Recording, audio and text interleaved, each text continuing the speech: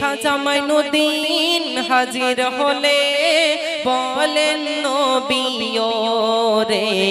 হিন্দুস্থানে যাও গো বাছা দিন প্রচারের তরে হিন্দুস্থানে যাও গো বাছা দিন প্রচারের তরে বিশ্ব নবীর রওজা থেকে রাজি হয়ে দিন মুজাহিদ সঙ্গী সাথী নিয়ে পৃথিবীরাজে রাজতে সব ঘাটি গেড়ে বসে আনা সাগরের তীরে তারা একটি গাছের তলায় ঝুপড়ি বেঁধে থাকলো সবাই।